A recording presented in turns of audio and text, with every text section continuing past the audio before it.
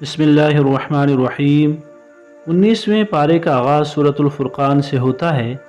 19वें पारे के आगाज़ में अल्लाह तबारक व तआला फरमाते हैं कि जिन लोगों को मेरी मुलाकात का यकीन नहीं, वो बड़े तकब्बुर से कहते हैं कि हमारे ऊपर फरिश्ते का नुज़ूल होना चाहिए या हम परवरदिगार को अपनी आँखों से देखना चाहते हैं। अल्लाह तबारक व तआला फरमाते हैं कि जब वो क़यामत के रोज़ अपनी आँखों से फ़रिश्तों को देखेंगे तो उस दिन मुजरिमों को कोई खुशखबरी नहीं मिलेगी। इस सूरे में अल्लाह तबारक व तआला ने यह भी इरशाद फरमाया कि क़यामत के दिन ज़ालिम अपने हाथ को काटेगा और कहेगा कि ए काश मैंने रसूलुल्लाह सल्लल्लाहु अलैहि वसल्लम के रास्ते को इख्तियार किया होता और काश मैंने फ़लाँ को अपना दोस्त न बनाया होता। उसने तो मुझे नसीहत आ जाने के बाद भी इससे गाफिल कर दिया। इसका मतलब ये है कि बहुत से लोग दुनिया में बुरी सोहबत को इख्तियार करने की वजह से गुमराह होंगे। सूरह फुरक़ान के बाद सूरत शुअरा है।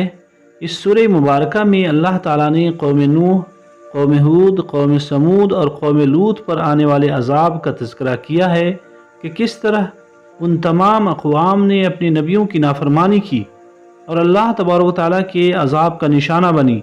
अल्लाह ताला ने यह भी बयान फरमाया कि उन तमाम अक़वाम ने अल्लाह के भेजे गए तमाम नबियों की तकज़ीब की थी। इसका मतलब यह है कि जो अल्लाह ताला के किसी एक नबी की भी तकज़ीब करता है वो महज एक की तकज़ीब नहीं करता बल्कि तमाम अंबिया किराम की तकज़ीब करता है। सूरत शुअरा में अल्लाह ताला ने इस बात का भी तज़किरा किया है कि साबक़ा अंबिया किराम ने अपनी कौमों के लोगों से अपनी दावत के बदले किसी अज्र को तलब नहीं किया, बल्कि वो सब उस दावत के बदले जहानों के परवरदिगार से अज्र के तलबगार थे।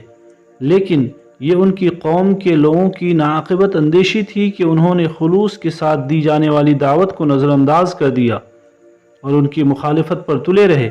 अल्लाह ताला ने अपने नबियों की ताईद और नुसरत फरमाई और उन नाफरमानों को निशान इबरत बना दिया।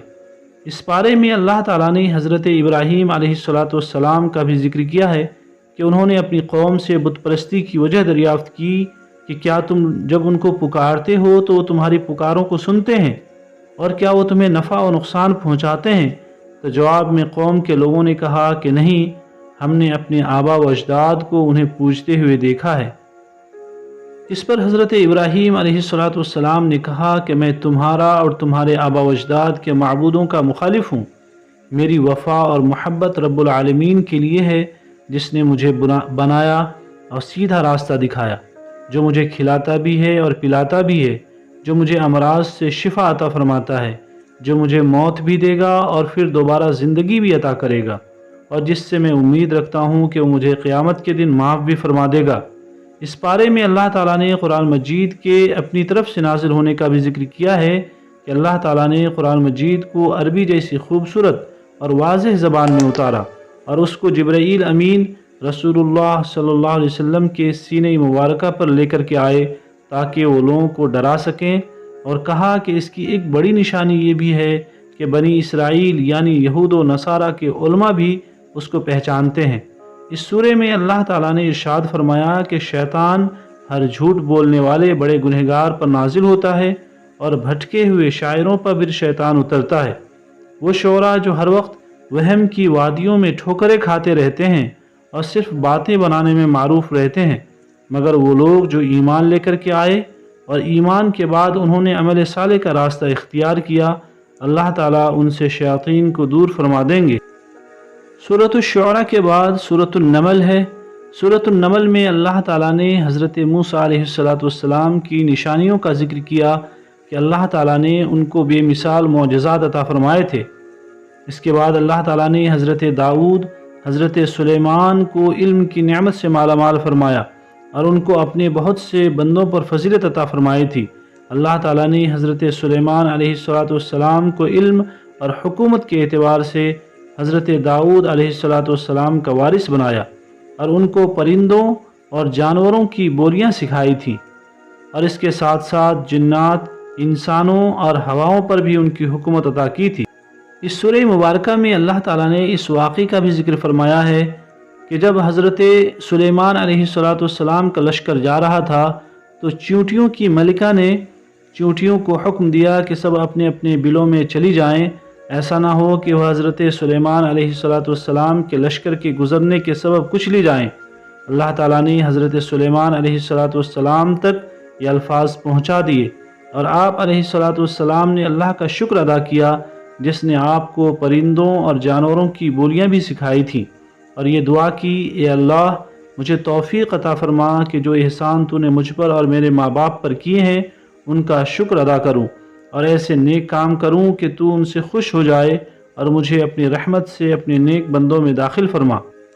اس سورہ مبارکہ میں اللہ تعالیٰ نے حضرت سلیمان علیہ السلام کے دربار کی ایک کیفیت کا بھی ذکر کیا ہے کہ حضرت سلیمان علیہ السلام اپنے دربار میں جلوہ افروز تھے کہ آپ نے ہدہد کو غائب پایا۔ حضرت سلیمان علیہ السلام نے فرمایا کہ اگر ہدہد نے اپنی غیر حاضری کی کوئی معقول وجہ بیان نہ کی تو میں اس کو سخت سزا دوں گا یا اس کو ذبح کر دوں گا۔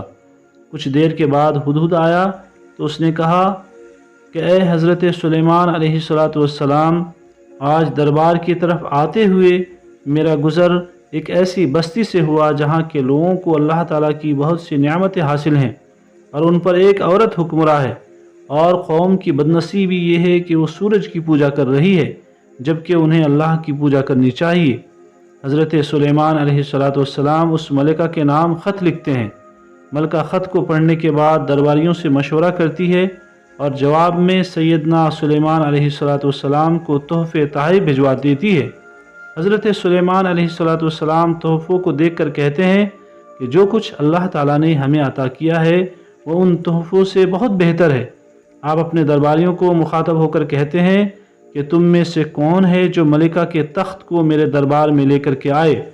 اس پر ایک بہت بڑے جن نے کہا کہ میں دربار کے برخاست ہونے سے پہلے ملکہ کے تخت کو یہاں لا سکتا ہوں۔ اس پر ایک ایسا شخص کھڑا ہوا جس کے پاس کتاب کا علم تھا اور وہ اللہ کے اسماء اعظم کا علم رکھنے والا تھا۔